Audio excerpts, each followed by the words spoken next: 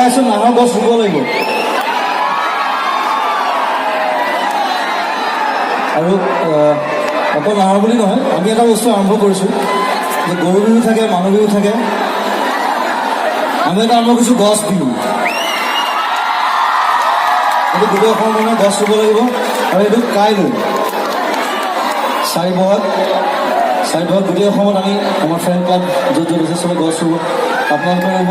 এতিয়া আহ্বান কৰিছোঁ, গছ থাকিলে মানুহ থাকিব। চ' থেংক ইউ। এনজয় গছ ৰুব tomorrow. 1, 2, 3.